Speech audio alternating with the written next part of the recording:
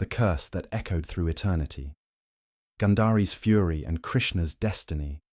Imagine a pain so immense, it transcends human limits. This is the story of Gandhari, the queen whose profound tragedy led to a curse altering the universe, sealing Lord Krishna's destiny. Discover the echoes of divine fury and the immense price paid. The war's end and maternal anguish. Kurukshetra's great war ended bloody. Months of combat left fertile plains of vast cemetery. Millions lay silent witnesses to annihilation. The post-carnage silence was a deafening void, filled only by laments and the wind's mournful whisper through a decimated civilization. In this horror emerges Gandhari, mother of 100 sons, wife of blind King Dhritarashtra. She lived blindfolded, by choice, a vow of devotion. But that day, the darkness engulfing her was far deeper than any blindfold. It was her soul's chill, the emptiness of unimaginable loss. Guided by relatives, Gandhari traversed the battlefield. The metallic stench of death and sensed horror intensified her agony. As sons' names were whispered, Duryodhana, Dushasana, Vikarna, and 97 others, each was a dagger to her heart. Her 100 sons, the mighty Kauravas, were all gone. Progeny, dynasty, legacy, utterly annihilated. Duryodhana's inert body was the final blow. Pain transcended mourning. It transformed into blazing fury, a relentless quest for justice. The inevitable confrontation. Grief versus serenity. Amidst anguish and death's landscape, Gandhari sensed a powerful, serene presence. Krishna, Lord of the universe, Vishnu's avatar, divine strategist of victory. To the world, he upheld Dharma. But for Gandhari, in her blind sorrow and shattered heart, Krishna was no savior. She saw him as the responsible one, silent accomplice and orchestrator of devastation. She believed his omniscient power could have averted the war, protected her sons, yet he chose not to intervene.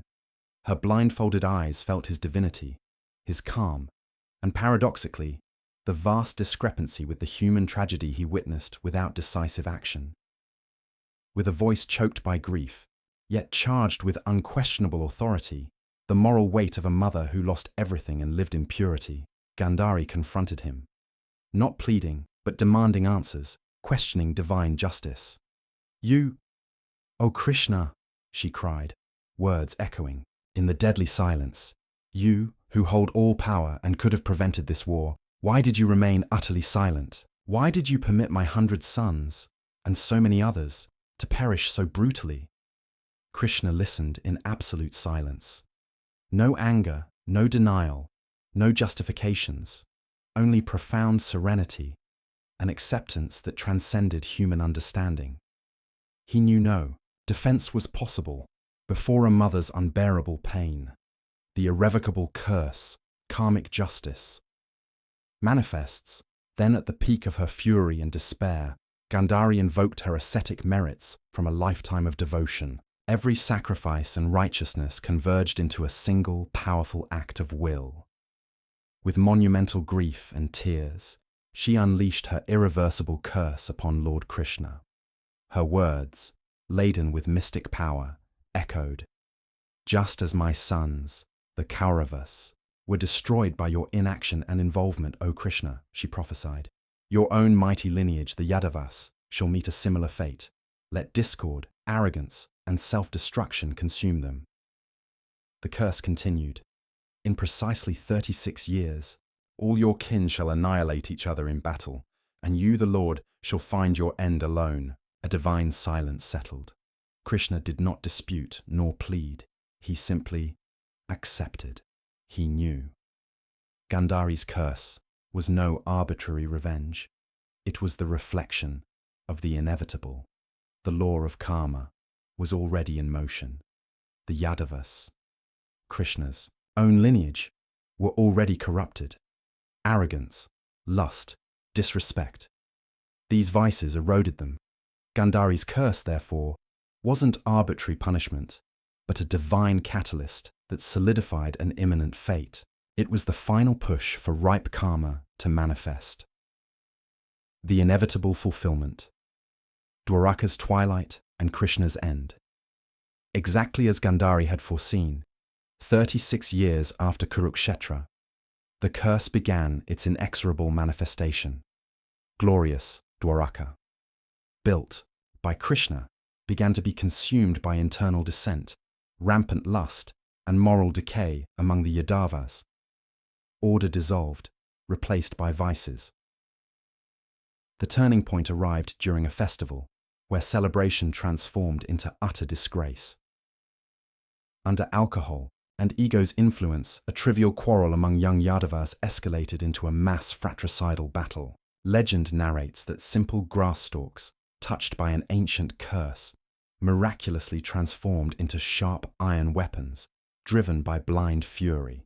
Fathers killed sons, brothers slayed brothers, friends turned violently against friends in insane frenzy. The scene mirrored Kurukshetra, but the enemy was from within.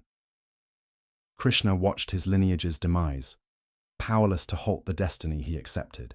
Devastation was absolute. Dwaraka was swallowed by the vast ocean, its ruins submerged forever, symbolizing an era's end.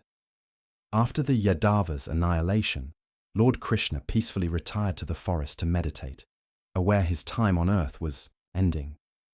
There, in profound contemplation and ultimate isolation, a hunter named Jara, mistaking Krishna's foot for a deer, shot an arrow that struck him mortally in the heel, his singular vulnerable spot by revered legends. Thus, Lord Krishna gracefully shed his mortal coil, concluding his earthly incarnation. With his divine departure, the Dvapara Yuga era finally ended, ushering in the Kali Yuga, the current age, characterized by increasing conflicts, profound moral decline, and diminishing righteousness. Gandhari's curse was not merely a mother's anguished lament, but a profound cosmic prophecy that decisively marked the end of an entire era and the transition into a new, challenging cycle of existence. It stands as an unshakable testament to pain's immense power, karma's absolute inevitability, and the fundamental impermanence of all things, even divine ones. Final reflection and call to action. The story of Gandhari's curse is more than a mere legend of vengeance. It serves as a profound and deeply moving reminder that pain, loss, and the intricate consequences of our actions affect everyone, without exception, extending even to divine beings and the most powerful dynasties. It compels us to reflect deeply on the overwhelming weight of human suffering, the unfathomable complexity of destiny, and the unshakable, universal law of karma that meticulously governs the entire universe, starkly showing that even a god must ultimately obey it and face its consequences. And now I ask you, my dear viewer, who has accompanied us on this epic journey, was Gandhari's curse an act of inevitable justice, a true reflection of Dharma in action, or simply an irrepressible cry of profound despair from a mother who had lost absolutely everything? And how do you personally interpret Krishna's serene acceptance of such a grim destiny?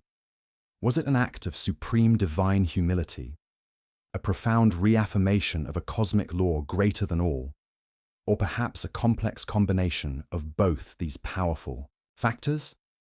Please share your thoughts in the comments section below regarding this powerful and ancient story. Your unique perspective is incredibly important to our growing community and will greatly enrich this discussion. If this narrative moved you, if it compelled you to reflect deeply on life, destiny, and the complex interactions between beings, then please do hit that like button, subscribe to the Karma Unveiled channel for more profound dives into ancient legends and mysteries of Hinduism, and share this video with your friends and family so that more people can unravel and truly reflect upon these timeless narratives and their profound, universal lessons. Because not even gods escape karma.